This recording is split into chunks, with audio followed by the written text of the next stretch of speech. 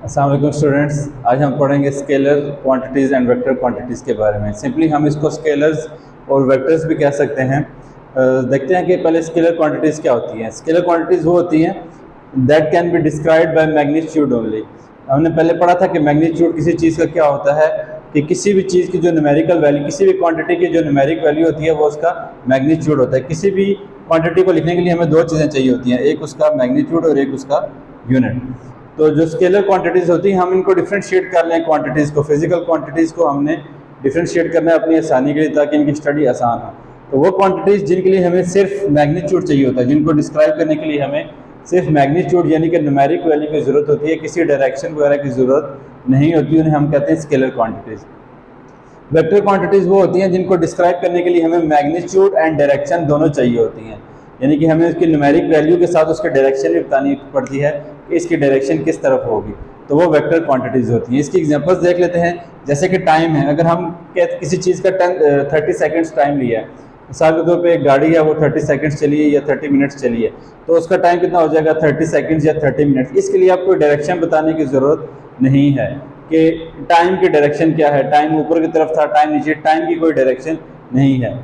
First करें किसी को टेम्परेचर है, ये हम वाटर का टेम्परेचर चेक करते हैं, उसके बॉइलिंग पॉइंट पे 100 डिग्री सेंटीग्रेड होता है, तो अब उस टेम्परेचर की कोई डायरेक्शन नहीं होती कि वो वाटर को टेम्परेचर 100 डिग्री सेंटीग्रेड लेफ्ट से या राइट से या नॉर्थ किस डायरेक्शन, कोई डायरेक्शन की ज़रूरत नहीं है। अगर किसी बॉडी का मैच चेक करते हैं जैसे कि 50 kg, किसी का मैच अगर 50 kg है तो उसका डायरेक्शन, मैच की कोई डायरेक्शन नहीं है कि मैच की डायरेक्शन किस तरफ है, उसको एक सेल्फ एक्सप्लेनेटरी चीज़ है, उसके लिए हमें सिर्फ उसकी वैल्यू चाहिए होती है, मैग्नीट्यूड यानी कि न्यूमेरिक वैल्यू चाहिए होती है, साथ उसका यूनिट चाहिए होता है, डायरेक्शन की किसी किस्म की ज़रूरत नहीं है। इसको लिखने का तरीका बिल्कुल सिंपल होता है, जैसे हम उसका जो सिंबल होता है उसके आगे उसकी न्यूमेरिक वैल्यू लिख देते हैं, साथ यूनिट लिख देते हैं, और इसको सिंपली हम जो सिंपल अलजेब्रा यानी कि प्लस माइनस सिंपली आपस में कर सकते हैं। यहाँ के देखें, जैसे फर्स्ट दिन में मेजर मैथ है, दो बॉडीज़ का मैथ हम ऐड करते हैं, तो अगर एक का 50 और दूसरे का 30 है तो टोटल कितना हो जाएगा 80 kgs। इसके अंदर कोई डायरेक्शन की जरूरत नहीं है, इसलिए इसको सिंपल तरीके से हम ऐड कर सकते हैं। अब हम वेक्टर क्वांटिटीज़ के डायरेक्शन की डेफिनेशन देखते हैं और उसकी एग्जांपल्स देखते हैं। वेक्टर क्वांटिटीज़ मैंने पहले ही बताया कि इसके साथ हमें मैग्नीट्यूड एंड डायरेक्शन ज़रूरी होता है, यानी कि अगर हम इन क्वांटिटीज़ के साथ डायरेक्शन नहीं बताएंगे तो पूरी बात समझ नहीं आएगी। मिसाल के तौर पर डिस्प्लेसमेंट एक इसकी टर्म है जो मोशन से रिलेटेड है, नेक्स्ट टॉपिक में हम पढ़ेंगे। तो अगर हम किसी चीज़ की डिस्प्लेसमेंट देखते हैं तो हम कहते हैं फर्स्ट करें वो 20 किलोमीटर टुवर्ड्स नॉर्थ है, यानी कि फर्स्ट करें हम किसी चीज़ की लोकेशन देखना चाहते हैं, जैसे हमारे पास होता है नॉर्थ, साउथ, ईस्ट, वेस्ट होता है, ठीक है।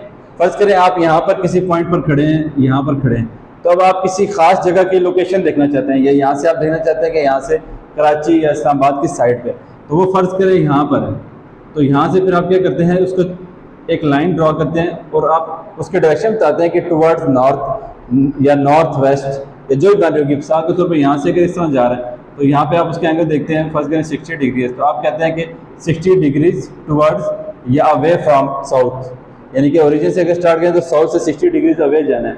किसी भी पॉइंट पे आप यहाँ से अगर स्टार्ट करें तो आप देखते हैं कि जैसे अगर यहाँ पर ही हो तो ये देखें नॉर्थ ईस्ट के दरमियान ही रह रहे हैं। तो अगर किसी खास जगह की लोकेशन हमने फाइंड करनी हो तो हमें इसके लिए डायरेक्शन बतानी पड़ती है। सिर्फ अगर मैग्नीट्यूड बता दें, फर्स्ट करें यहाँ से मैं कहूँ कि यहाँ से इस्लामाबाद 20 किलोमीटर्स है, तो 20 किलोमीटर्स अब यहाँ से हर तरफ हो सकता है, इधर भी हो सकता है, इधर भी हो सकता है, इधर भी हो सकता है, तो ये कैसे पता लगेगा कि हमने किस डायरेक्शन में जाना है। इसलिए हमें वेक्टर क्वांटिटीज़ की ज़रूरत होती है, ठीक है। तो वेक्टर क्वांटिटीज़ में हमें हमेशा मैग्नीट्यूड के साथ डायरेक्शन भी बतानी पड़ती है। इसकी एग्जांपल एक बताई है मैंने डिस्प्लेसमेंट की, कि अगर 20 किलोमीटर्स है तो 60 डायरेक्शन बताएंगे, टुवर्ड्स नॉर्थ, टुवर्ड्स ईस्ट। इसमें एक और एग्जांपल मिली जा सकती है। मिसाल के तौर पे जब आर्मीज़ के अंदर सोल्जर्स काम करते हैं तो वो जब उनको अपने पोस्ट से कॉल आती है कि आप कहाँ पे हैं इस टाइम, तो वो उनको हर चीज़ पीछे से गाइड कर रहे होते हैं कि आपने इस तरफ जाना है, यहाँ से इतने मीटर दूर आगे खाई है, या इतने मीटर्स आगे सोल्जर्स की दूसरी एनिमीज़ की पोस्ट है सॉरी, तो वो पीछे से उसको गाइड कर रहे होते हैं कि आपने यहाँ से लेफ्ट मुड़ना है, यहाँ से नॉर्थ की तरफ जाना है। तो अगर वो डायरेक्शन नहीं बताएंगे, सिर्फ उनको बोल देंगे कि 20 मीटर्स के बाद दुश्मन की पोस्ट है, तो उनको कैसे पता लगेगा कि आप कौन सी साइड पे है। तो इसलिए डायरेक्शन बहुत इंपॉर्टेंट होती है। इस तरह एक और क्वांटिटी है हमारे पास फोर्स।